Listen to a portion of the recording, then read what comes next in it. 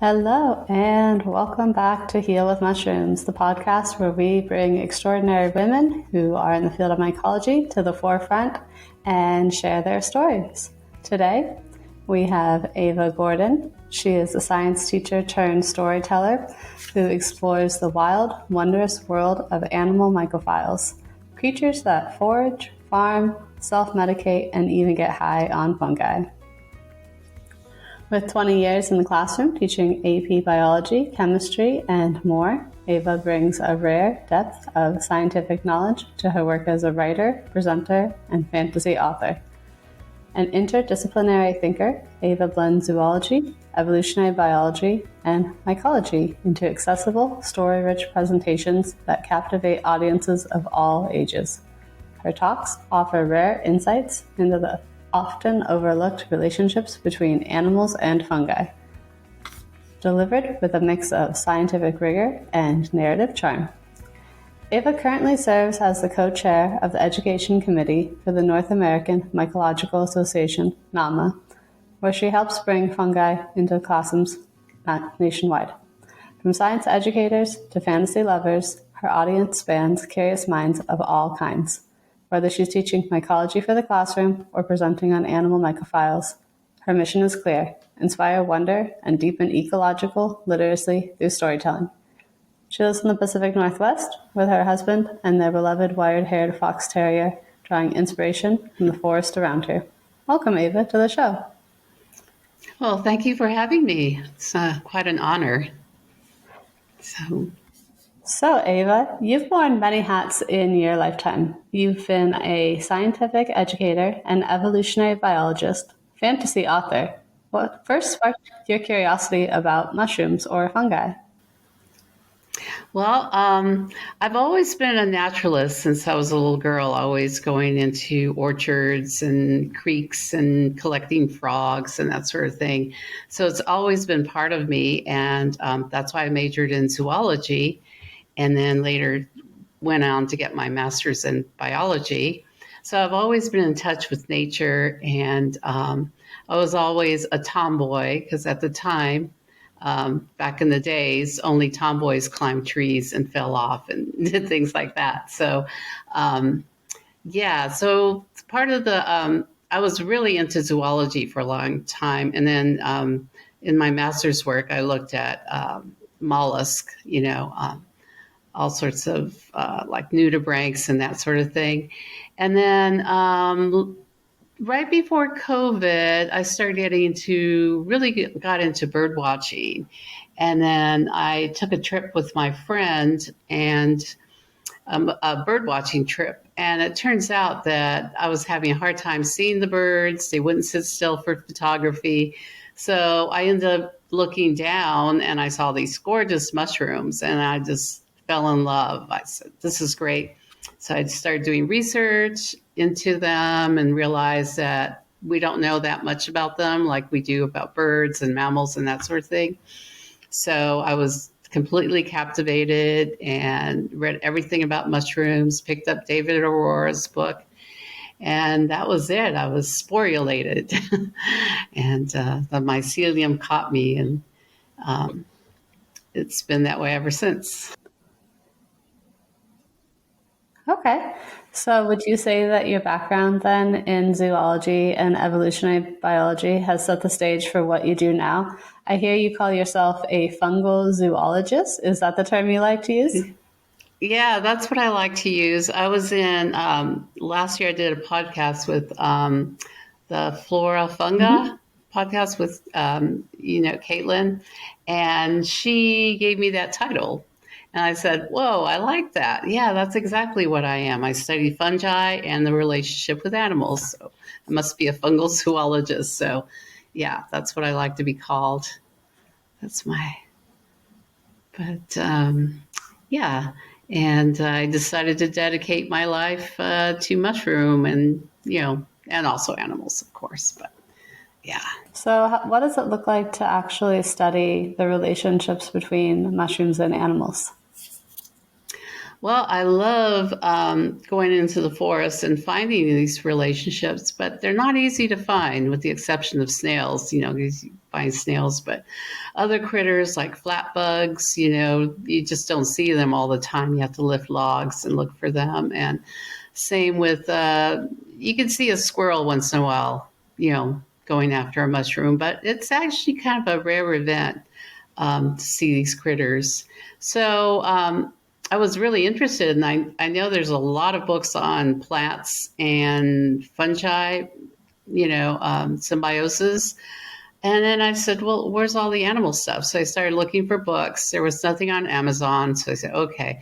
So then I started looking at different research papers, people who study truffles and birds, and people who study beetles and fungi, that sort of thing. And then I thought, well, I'm going to use my background in education to write a simplified version of all these scientific papers for a wider audience to learn more about animals and their role in zookery, which is dispersal of spores. So a lot of animals carry the fungal spores in their fur, or they eat them, and then it comes out, in their feces, and the spores, are spread that way. And even birds, the spores are in their wings. So you're wondering, well, how did that mushroom get all the way over here? It's probably birds or even bats, because bats eat insects that eat mushrooms. And also bats pick up the spores and fly and carry them. So that to me was really interesting. That's super cool. One other kind of joke but true way that spores get around is our hiking boots as humans. We carry them in and out of different environments, and we're starting to note that from tropical locations and people who travel from, say, New Zealand to Maui, and they wear the same hiking boots in both places. They can transfer spores and have now the same mushroom growing in two places, but be a DNA match.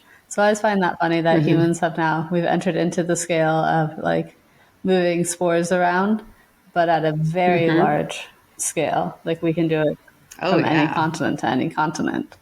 So yeah, that's that's interesting. another little relationship between an animal and a mushroom. Yeah, and it's a really important relationship because we're animals after all. So yeah, that's interesting because we have a lot of non-native mushrooms coming to America. So, it makes you think twice about your boots. It does. And then it also makes you think about, like, if you've ever seen those boot cleansing areas or like cleaning areas where you got to get a brush and like brush things off. Like, that's not a bad idea for, kind of invasive plants and then mushrooms that may not, do well in different environments. Yeah, I remember in England when they had mad cow disease, that you were supposed to clean off your shoes before entering. So that's, yeah, kind of interesting. So I know that you also offer presentations because I saw you at a presentation. I believe it was in September of 2024 at the Snohomish County Mycological Association. And at that presentation, you brought up one of my favorite words in the field of mycology, which is mycophagy. And that's the consuming a fungi by other organisms. Can you tell us a cute little mycophagy relationship that exists in the animal and mushroom worlds?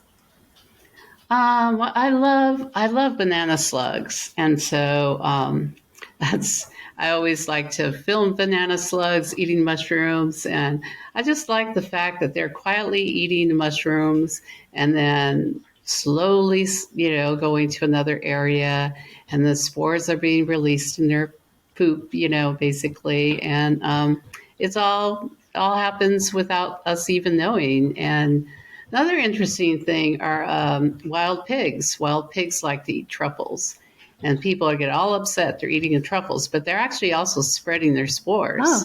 So if a pig comes into your area and eats all your truffles, and your neighbor maybe 10 miles away, they're going to have truffles the next year because the pigs are spreading it. So that's kind of interesting. Is there a specific name for that relationship when an animal spreads a mushroom spore? That's called Zuccheri? Zuccheri. Okay. Zuccheri, yeah. Yeah. So, what is your upcoming book called? And can you tell us a little bit about that? Oh, yeah, it's called Animal Mycophiles, critters that like to hunt, farm, self-medicate, and even get high on mushrooms. So, Very yeah, fun title that you well, have there. I know, yeah. I just hope that, yeah, I don't get in trouble on Facebook because sometimes you get in trouble if you mention anything related to mushrooms and getting high. So it's happened to quite a few people. So I'm like, okay. But I think it's a subtitle, so that shouldn't really matter. I'm sure it'll be fine. But Um, yeah, yeah, Facebook can be a yeah. little weird about that stuff. It's really weird. Yeah. So when you So, say animals that self-medicate, what does self-medicating on mushrooms look like for an animal? so a lot of new studies are coming out that animals are actually eating things like Ganoderma, platinum to help build their immune system. And I got in touch with this one, um, Dr. Patterson in South Africa, and he's noticed a rare species of forest elephant that go around eating the Ganoderma. And there's no reason, because it's not really something Mm-hmm. edible, but they really enjoy munching it. And he noticed that it helps their immune system.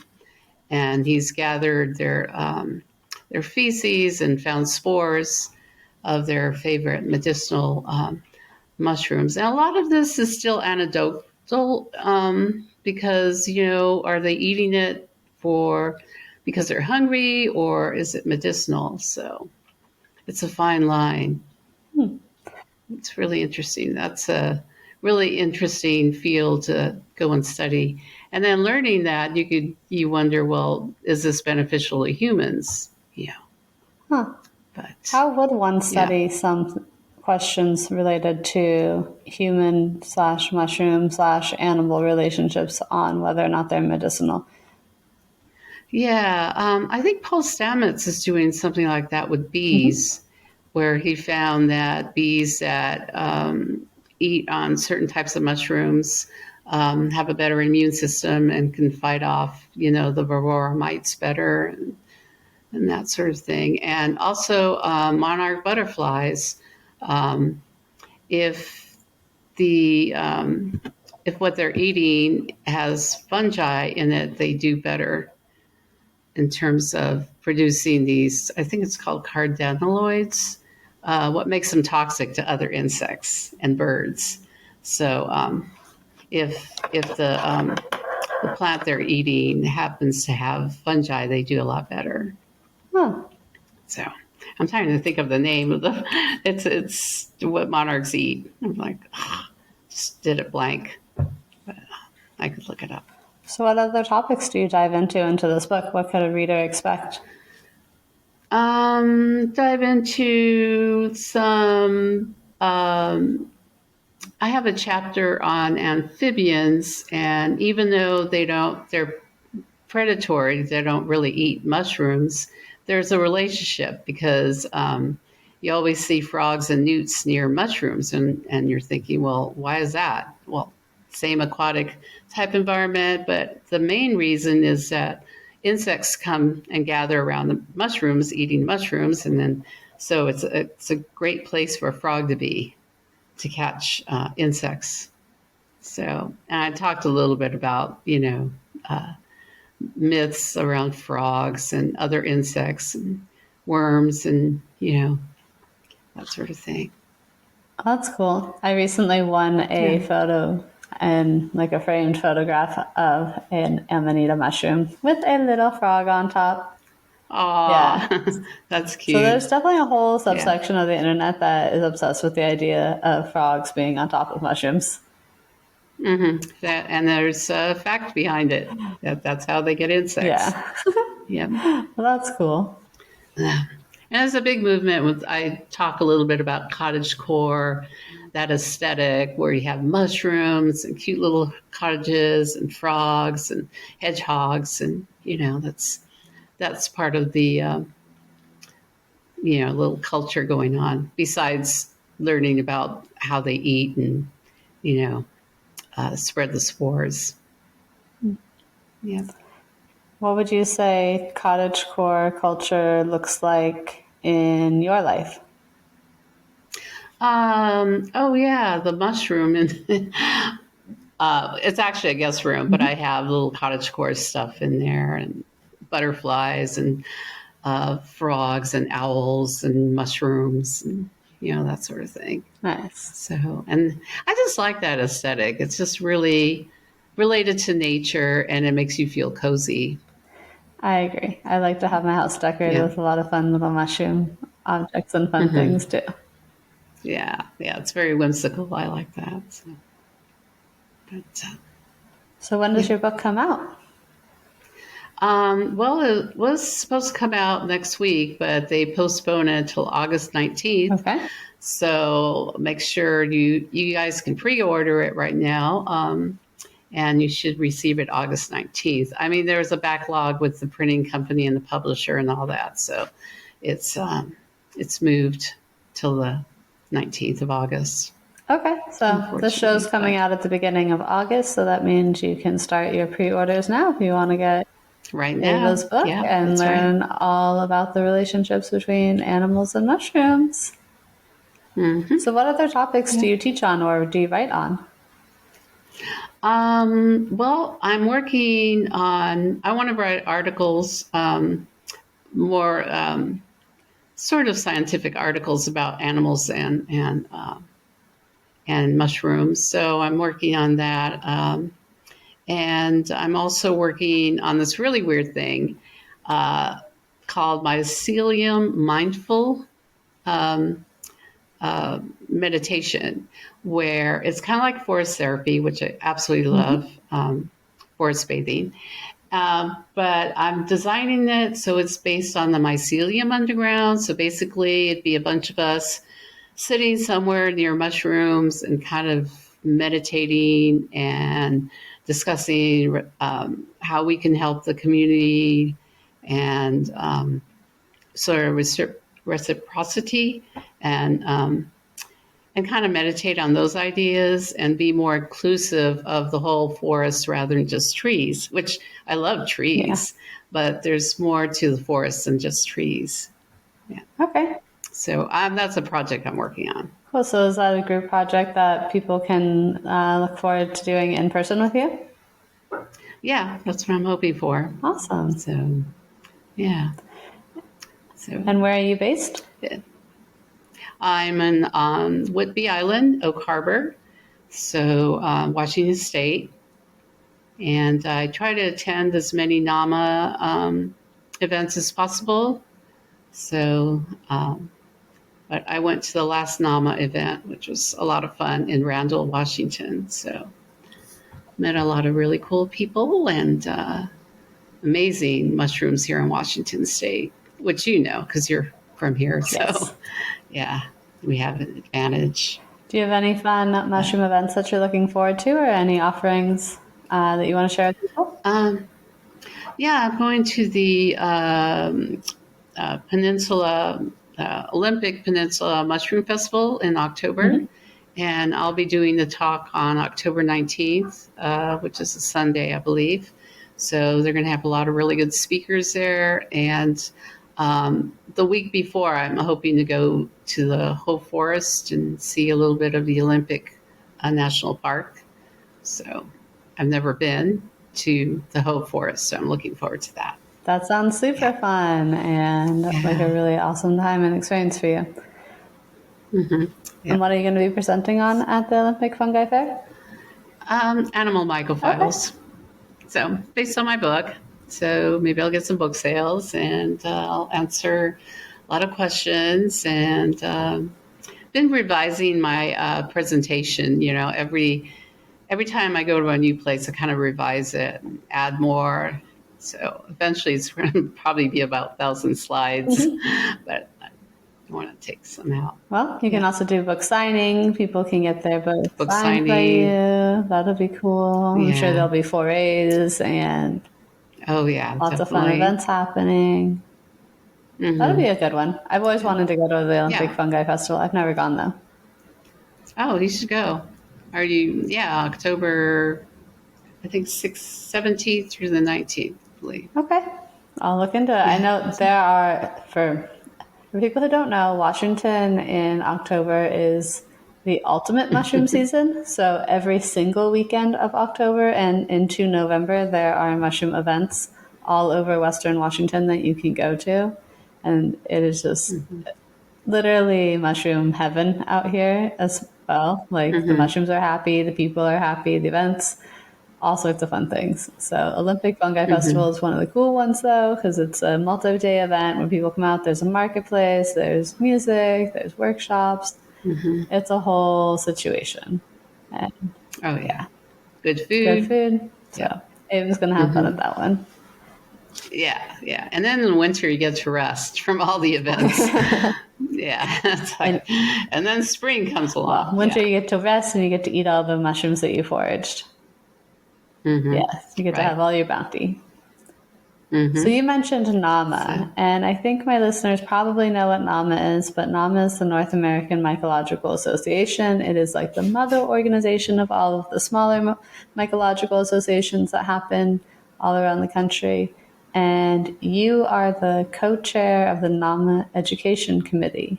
How do right. you how do you see this role as something that you help contribute to, and what types of activities does NAMA do on the education side?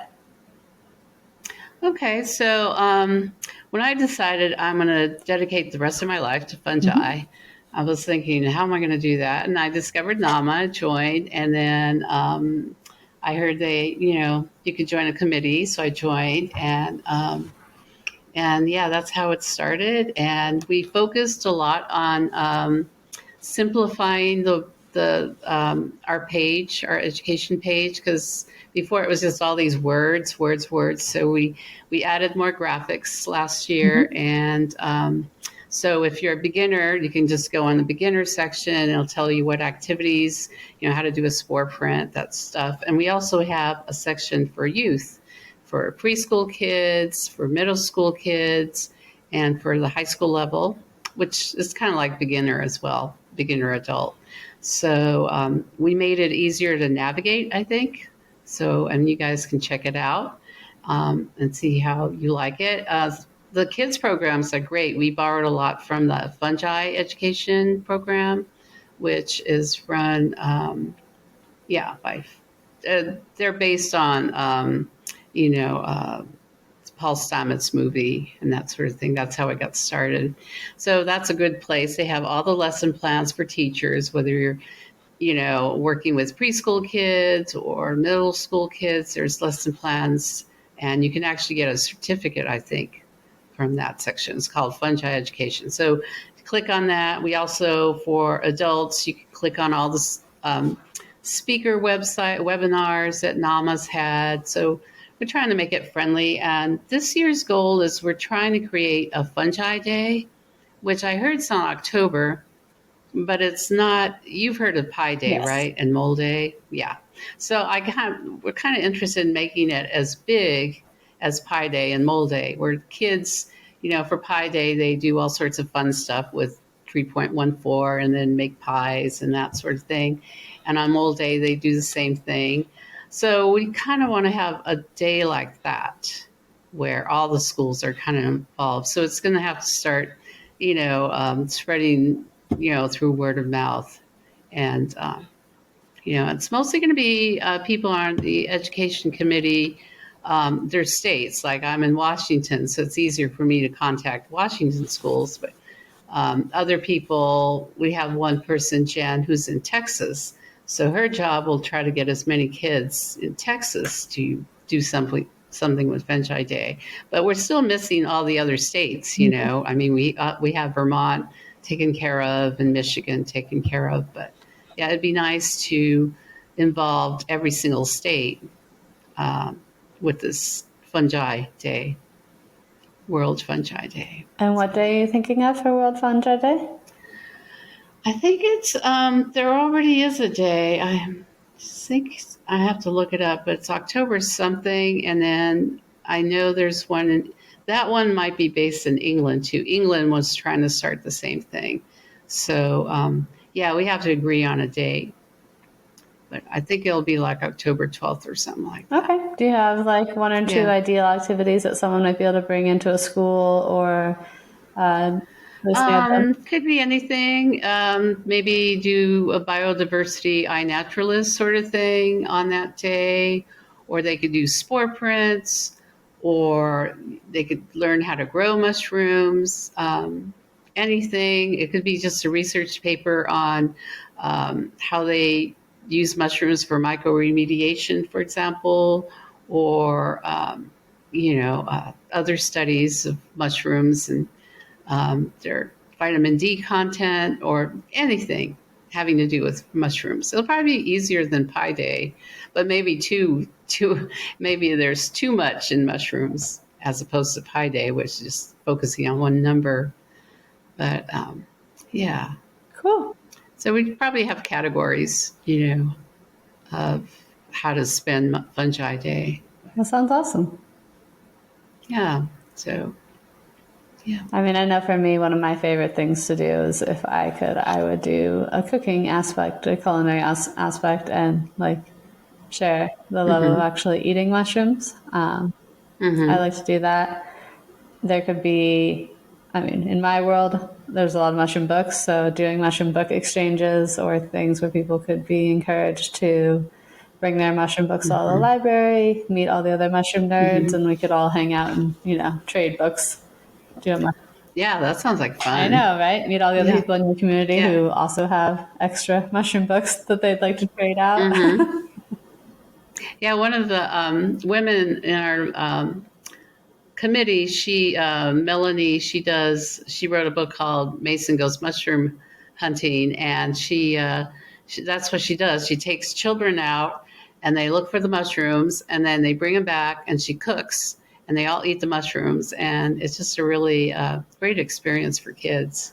So she's booked. She mostly covers Vermont, New Hampshire, that area. So, but my focus with working with young people is going to be mostly biodiversity and that sort of thing. So everybody's got their little specialty. Yeah. So, yeah. But Have you ever heard of, okay, it's a really fun activity. I've participated a little bit in it before, but it's called Game of Shrooms. game mushrooms. Game of Shrooms. Like you're playing a game of mushrooms. No, that sounds good. I'm writing that down. It just happened, and I sadly didn't get to participate this year. But the object of this is you go on this website, the Game of Mushrooms website. It's pretty easy to find. And you add in your art piece in a location or an area and any type of mushroom creations that you might make. So, pottery or some type of art, drawing, painting, whatever you might have that's a mushroom. You take that and then you hide it somewhere. And then on the day, June 14th, I think it is, they have you write clues. And you write clues on your social media or wherever you want. And you explain where someone might be able to find the different artwork that you've hidden around town. And they play this game all over the world. Really... So it's kind of like... Wow. And it's all on mushrooms, right? Like art related to mushrooms. Oh, so wow. It's kind of like the mushroom Easter egg hunt day. So I don't know if Nama could play with that. To do. Yeah, Nama could do something fun like that too. Yeah, especially in a small community like Whidbey Island, that's something you can plant a mushroom on Langley, which is the southern part of Whidbey Island, and then up in Oak Harbor. And so, yeah, I like that. I'm going to look that up. It was a fun one. I like when people are creative with their ways of getting people to interact with mushrooms in an unexpected way. Yeah. Right. I've watched Game of Shrooms grow pretty big over the last few years. Like it's gained some momentum. Yeah. Oh, wow. That's pretty cool. Yeah. Yeah. So, especially I got a hold of the Girl Scouts, so hopefully I'll do a program with Girl Scouts. My friend in Texas, she does a few mushroom walks with Girl Scouts. So my whole, passion is getting young people and to get interested in mushrooms, because there's just not enough for young kids to go out there. And so that's so interesting you mentioned Girl Scouts, because not that I tell everyone this, but I will now on the podcast, I guess. I was a Girl Scout, and I went all the way through and got my Girl Scout Gold Award. So I went from Daisy to Gold Award, which is the entire completion of the Girl Scout experience. Wow. Yeah.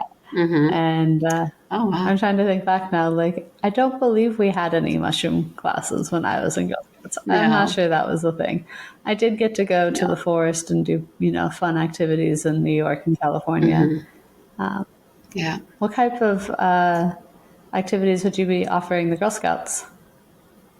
Well, the Girl Scouts, I would be offering like a walk through the woods, and we could go looking for mushrooms and look at plants that have a relationship with mushrooms and animals that have a relationship with mushrooms. I could take people that really know their edibles. That's not my specialty. Mine is more ecology. But I know quite a few people that know how to find, edible mushrooms. And it would be nice at the end to cook them and, and everybody partake. Yeah. But I know a few people here on Whidbey Island that are really good at identification.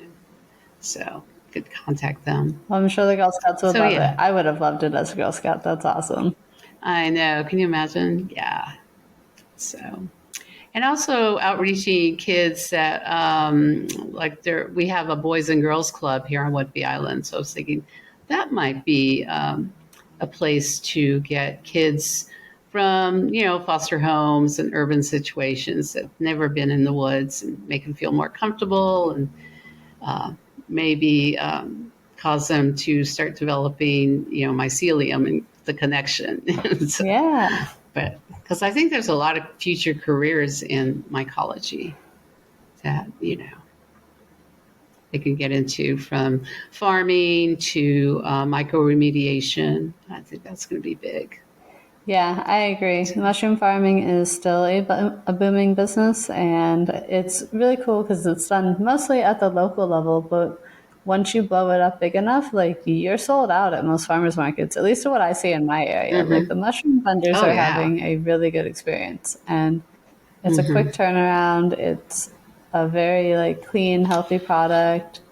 And then once you have all this substrate from farming all these mushrooms, then you can put that in the soil somewhere else and grow a flower farm. So mushrooms are one of the things to just keep on giving. Right. And they're not going to be ruined by AI, I hope. But although I am writing a science fiction that's sort of related to that, but it's on the bookshelf to be written. Yeah. Nice. So you also write science fiction. So what's it like to write both science fiction and a more realistic book on mushrooms? Yeah, I mean, I think it kind of helped me, because I write fiction, it helped me address a wider audience, because when you're writing fiction, you have to keep it sort of entertaining and kind of fun and, cliffhanger type things. So you could do that with the nonfiction without making the PhDs too upset. So, to keep it, make it more interesting. Not that mushroom books are not that they're all fascinating, but I think this could be like an introductory to the whole biodiversity scene, world of mushrooms. Do you have any other books that you're planning to write in the world of mushrooms? Just maybe a science fiction. I'm also interested in specific relationships, like the one that interests me are like sloths and the medicinal mushrooms that grow on their fur. And another one is on moles. You've heard of mole latrines? You probably haven't. I don't. Very few people. I kind of accidentally discovered it. I caught this article and it talked about mole latrines. And I'm like, what? And apparently the hepaloma mushroom feeds off of the poop and pee from the mole, cute little creature. And it has a mycorrhizal relationship with a number of trees. So they call that a tripartite relationship, where the symbiotic relationships between three different organisms. So it'd be the trees, the Hepaloma mushroom, and the mole. So they're all kind of related, and quite a few studies on those, especially in Japan. So that's kind of like really exciting for me, and because I never thought of when I think of latrines, I always think of humans. I never think of critters, but apparently it's a good relationship with moles, because moles can have a clean toilet, and the mushrooms get food, and the tree gets all those nutrients from the mushroom. So it's kind of a cool relationship. Yeah, that's a fascinating little relationship. You never know what's happening out there Yeah. in nature. Yeah, it's all, cool to discover these things. So I hope to write articles for, what's it called? Substack. So I started my Substacks page, and just my, musings on these different relationships. What is your Substack page? Let's see. I don't have it memorized. Substack Eva Gordon, something like that. Okay. But I could send it to you. Yeah. Cool. Definitely. Yeah. So let's talk a little bit about some more animal mycophile relationships. Oh yeah. Tell us about a species that actually cultivates fungi. Because that's like a Oh, really yeah. mind-blowing concept. The ideas that some of these critters are cultivating and creating their Yeah. own mushroom supply. Can we talk about that? Yeah, for millions of years. Yeah, like everybody knows about the ants that farm mushrooms, and termites, and the ambrosia beetles, and they've been doing this for millions of years. We've been farming mushrooms for what, 5,000 years, something like that. And these guys have been going on, I think, for like up to 50 million years. And and it's really interesting. I discovered this little snail that lives in the grassland and the seagrass in back east, and apparently it's on its way to farm fungi that live on these seagrass. It's not there yet, but it's moving towards farming fungi that it will eat from the seagrass. So it starts to develop like that. And I'm sure with the ants, it was probably accidental. And then they just kept on doing it until it became, their entire industry. Yeah. Yeah. So it's really, but I'm sure there's a lot more animals that farm mushrooms than just the usual ants, beetles, and termites.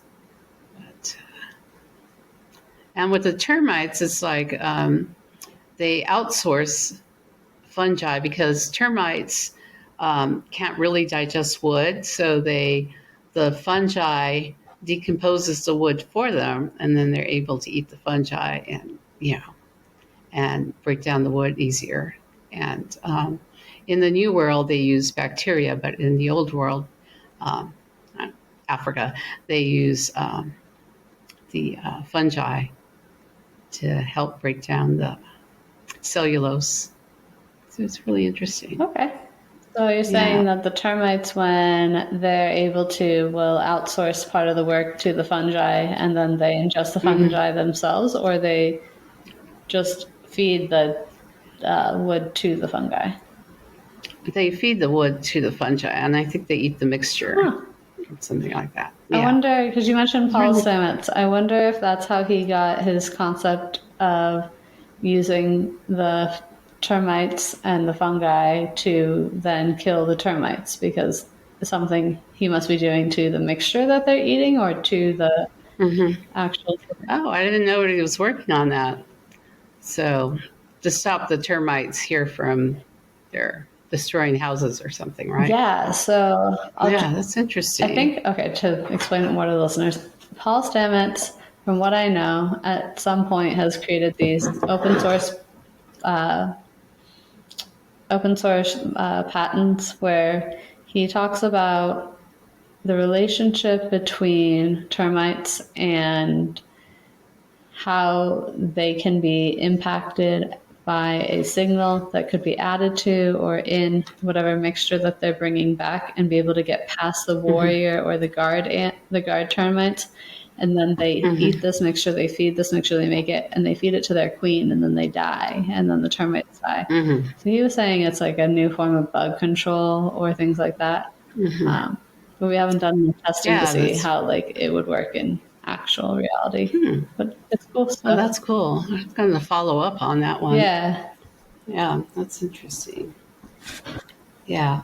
Because I know they use the fungus to kill the Vorora mite that infects bees. So I think it's called Metriphilium or something like that.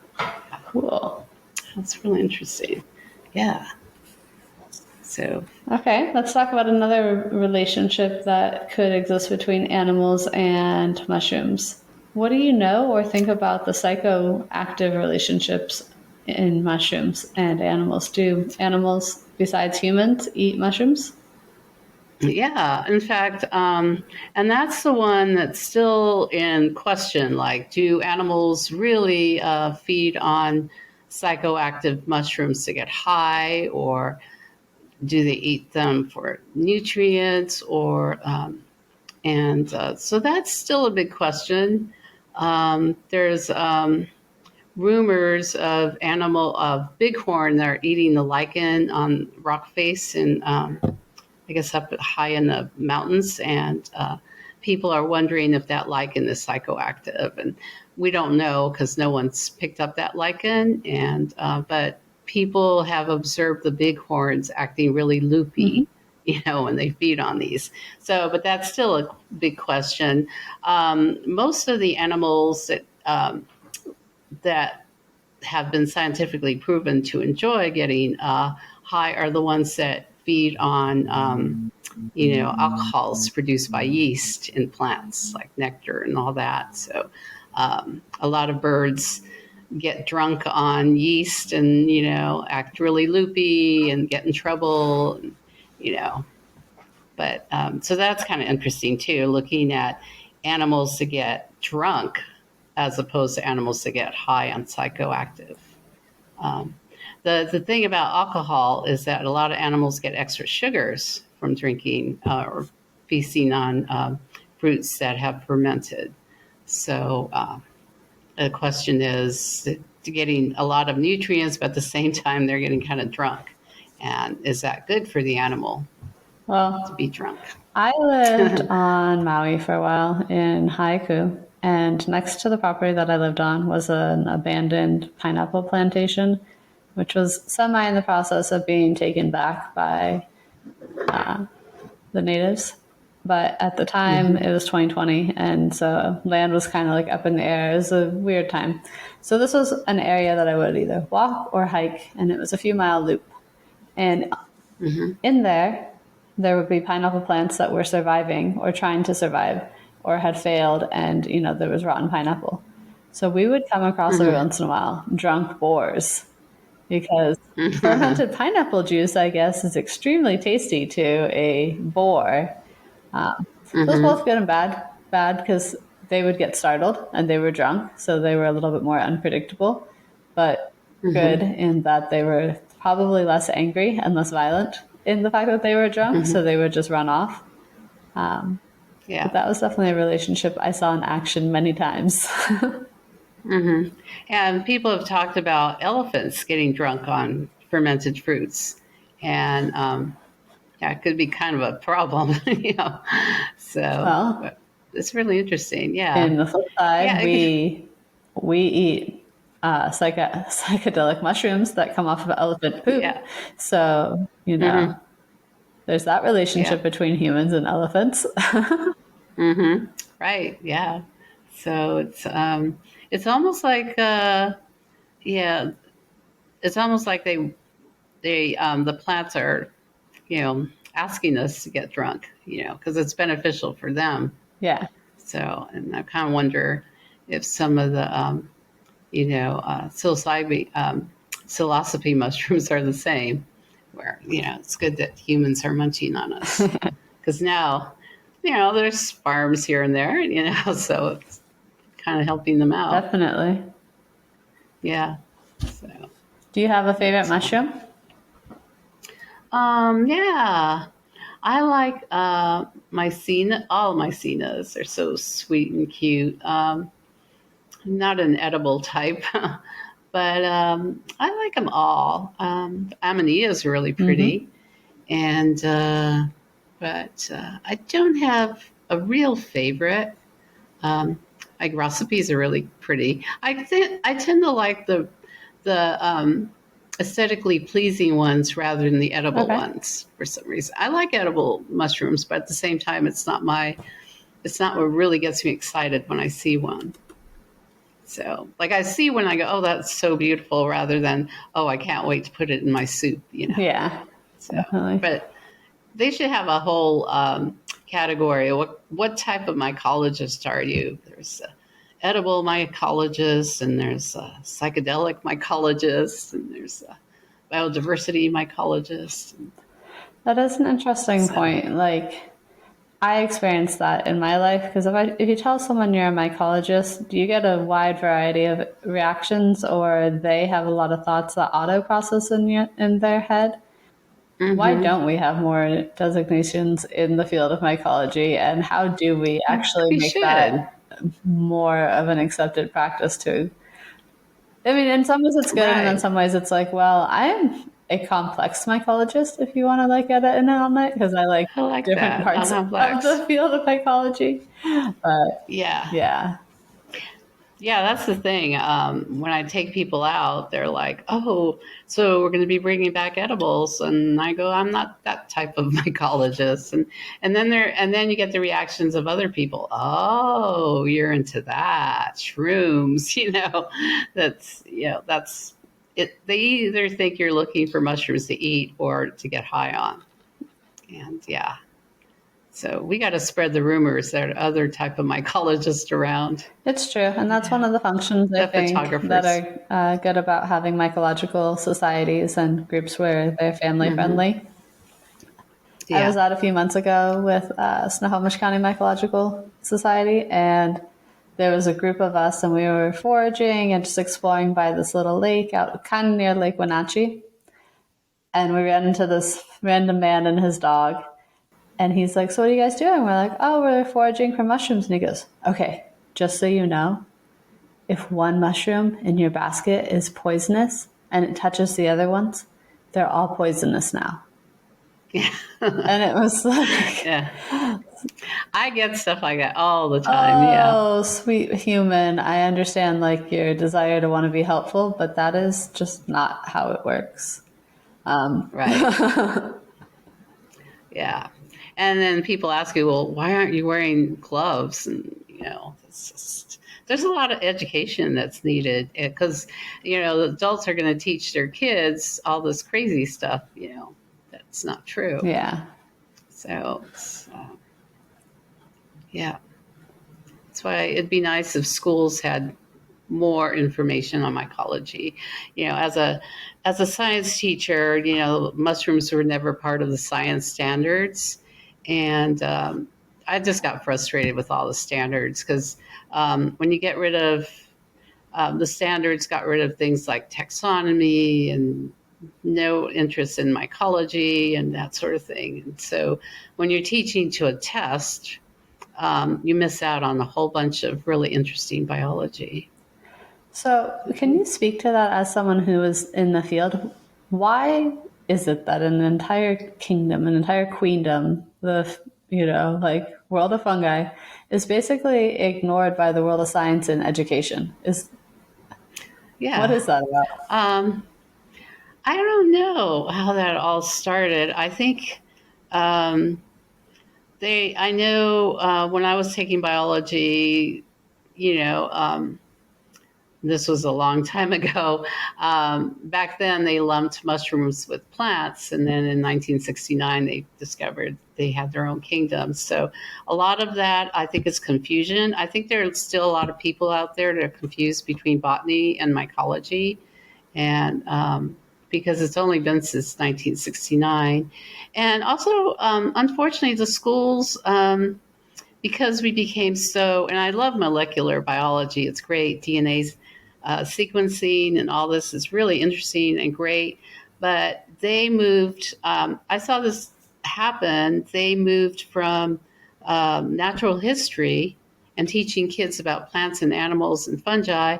They moved towards total molecular. And so you get to the point where you're studying animals in terms of their DNA or how their molecules work. And so you lose the animal or you lose the plant. There's no longer a plant there. It's just molecules, just respiration or photosynthesis. And, that's what seems to be important to educators, in my view. And I think there needs to be a return to just going out there and identifying plants and animals. And I know I frustrated some principals because back in the days, I would take students out in the field and we'd try to name things and stuff. And, to them, that was like, well, why don't you do stuff with computers? We need more technology in the classroom rather than going out there and getting your hands dirty. So that's why I got kind of frustrated with teaching in general. And even like the was that Steinhardt Museum in San Francisco, they used to have an emphasis on touching animals and that sort of thing. And it's all become technology where a kid goes up, pushes a button, and then you hear, an animal howl or whatever. So rather than experiencing it, so that's kind of sad. But I'm hoping that education will return to teaching kids practical stuff. Absolutely. Yeah, like foraging, it's pretty practical. Yeah, definitely. Mm-hmm. Are there any programs that you'd like to see integrated into schools that would help in the science realm? Like maybe cultivation or actual Yeah, I think cultivation would be great, or just foraging. Because we need to eat. And when the AI apocalypse happens and we're living in the forest running away from robots, we're going to need to find out where all the good mushrooms are to eat. Absolutely. That sort of thing. I'm being a little bit sarcastic, but yeah, I mean, humans have to learn how to take care of themselves besides going to the supermarket, to get their food, because, you don't want to lose that knowledge of what's edible and what isn't. So yeah, that would be nice. And I also want to introduce DNA sequencing in the high school level, because I think high school students can easily learn how to do that. I used to do that with my AP biology students. We would look at mitochondrial DNA and all that. So since so many species need to be named, why not have high school kids do PCR in the classroom and find out if that species is new or, needs to be renamed or that sort of thing. That's a cool idea. So that would be cool. That would be fun.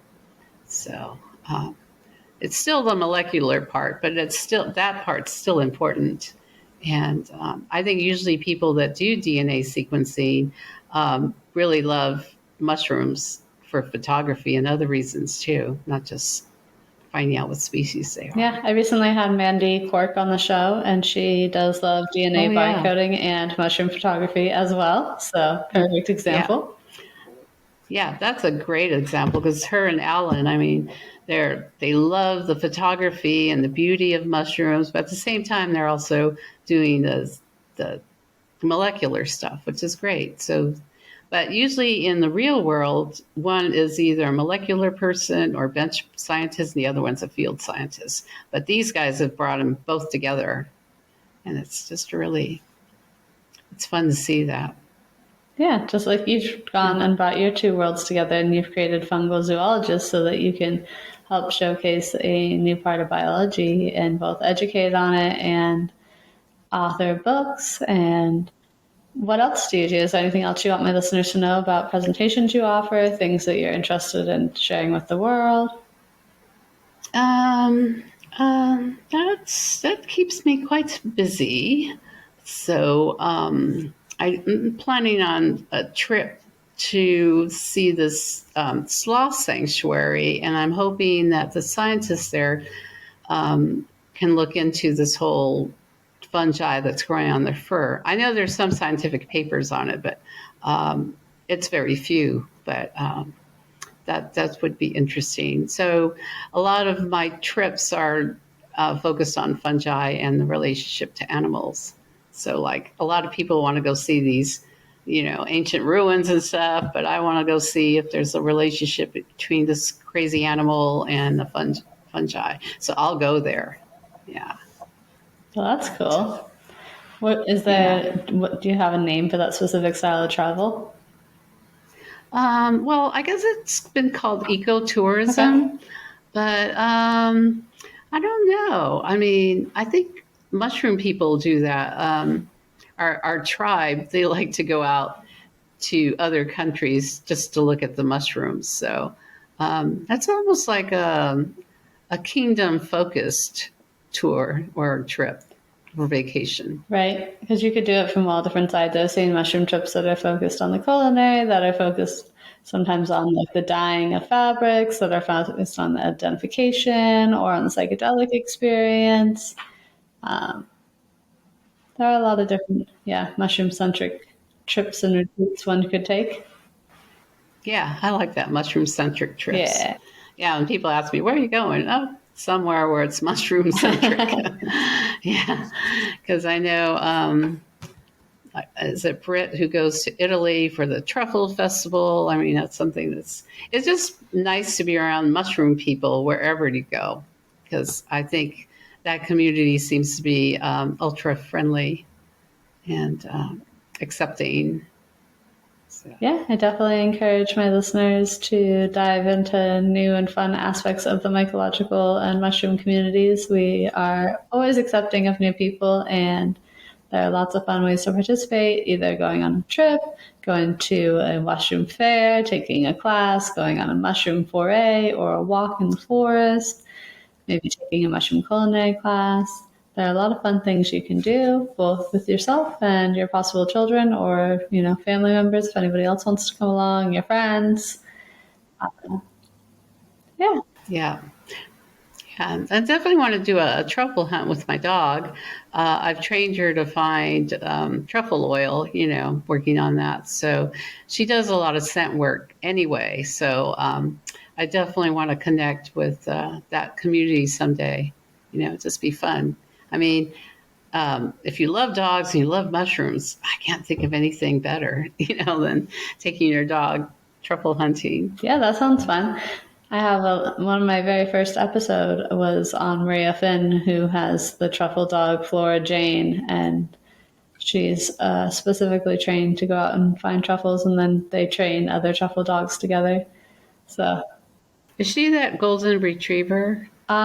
she's a very specific type of dog breed that's like, Oh, Legato, yes, the yeah, um, the Italian one, yeah. yeah. Because I met someone at Nama who had a golden retriever that was trained, so I was wondering if it was her. Aw, Yeah, yeah, yeah. Those dogs are cute. definitely a fun little habit for the dog too. They get super into it, I heard, and there was one time where a truffle farm, they had a dog and they trained it. Well, it was a tree farm that was found to have truffles, and they're like, let's train our dog to find the truffles. And then now the dog, every single walk that it goes on, brings them back truffles, and they are slightly concerned. They're like, I just want my dog to go on a walk and not bring back truffles.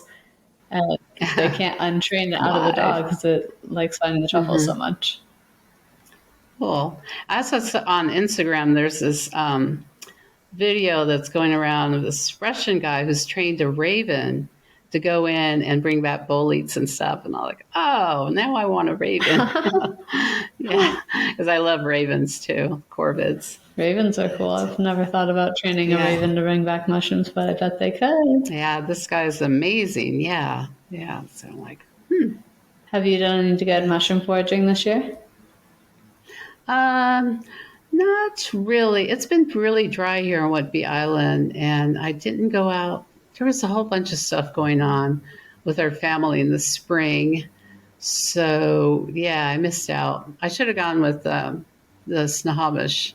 I'm hoping to go out with them in the fall. Yeah, them and a million others. Yeah, I mean, it was a really dry season, so, Yeah, it was a very dry season. So, yeah. But that's okay. We have all fall to Yeah. look forward to, and who knows what abundance we'll be Right. blessed with by fall. Right. So Yeah. that's exciting. Is there anything else specific to living in the Pacific Northwest that has helped shape your mycological journey? Any mentors, any experiences, anything you want to share with listeners about just what's going on with your reality in the Pacific Northwest in the world of mycology? Yeah, because I grew up in California, and so and then after I left teaching, I went into writing. My husband got a job in Texas, and I helped start the North Texas Mycological Association. Mm-hmm. And even though Texas is really dry, we had after the rainy season, there were amazing mushrooms around, which really I didn't realize. So that's kind of cool. And then we came to Washington, and it was like, whoa, just walking outside, there's mushrooms everywhere. Yeah. I didn't have to travel, but like in places like Texas, you do have to get in the car and travel maybe a couple hours here and there. But here you just walk out and they're everywhere. So it's been a really magical experience because this probably sounds a little bit woo-woo, but I think the mycelium's talking to us. I think they're communicating, and it's almost like they're saying we have a way to save the earth. We're here. So talk to us about mycoremediation or cancer cures, that sort of thing. So it's yeah. So I feel the magic more, the mushroom force. So, but Well, that's cool. yeah. I agree. It's definitely one of the reasons that I live here in the Pacific Northwest as well, is the mushroom culture is interwoven into our reality. The mushrooms are in our nature environment, and it's fun and easy to participate in different mycological associations and kind of get a little Right. deep dive every month into a cool mushroom topic. So Yep. tell my listeners where they can find your new book, where they can pre-order it, and how they can bring you to their classroom event or any other offering that you might want to share with them. Well, my publisher is Green Writers Press, and they focus on using recycled paper, and they're very green. So that's why they're called Green Writers Press. And they're really big on promoting women's voices. So I'm really proud to have them publish my book. They're out of Vermont. You can get the book directly from them, which I think is always the best. Or my book will be available on Amazon and Barnes & Noble. Go to your favorite bookstore and request it. You can get the ISBN number from the publisher's site or on Amazon even. So, yeah, and you can order it. Go to the library and order it. That's a lot of people say they can't afford books, and I go, well, what you need to do is go to your library and say, I want to order this book, and it's really nice because the library will pay the authors, the publisher and all that. So it's a win-win because I get a lot of people wanting to read my books, but they can't afford it. And I go, well, there's a library, and there's also, you can borrow, from different sites.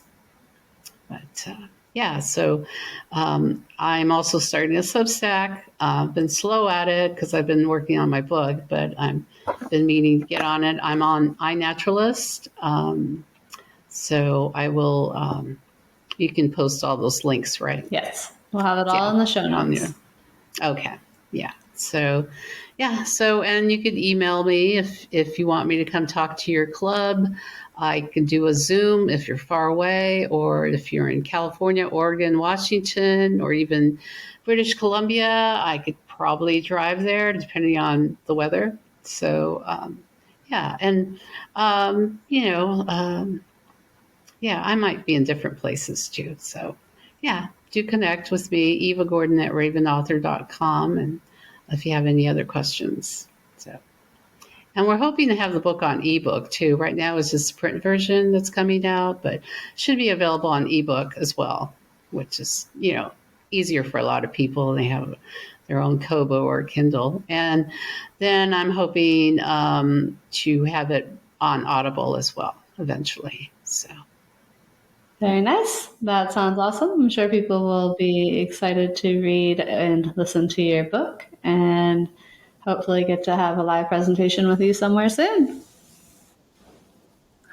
Well, thank you so much for your time, Eva, and I hope you have a lovely day. Well, thank you for having me, and I hope you have a lovely day as well. So, I want to express my endless gratitude to the Heal with Mushrooms family. It's your curiosity, passion, and love for the fungal world that are what make this podcast come alive. So, if today's episode sparked your wonder, please follow the show on Apple Podcast, Spotify, or wherever you listen, and share it with your fellow mushroom lovers. Some big news.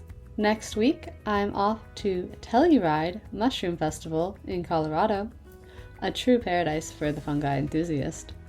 I can't wait to soak in the magic, connect with other brilliant minds, and reunite with some friends and former guests like Gabriella Delia, Mandy Quark, and so many other incredible mushroom-loving humans. I'll be bringing back fresh stories, inspiring insights, and a sprinkle of festival enchantment just for you. Thank you for being part of this journey. We're cultivating something truly extraordinary together.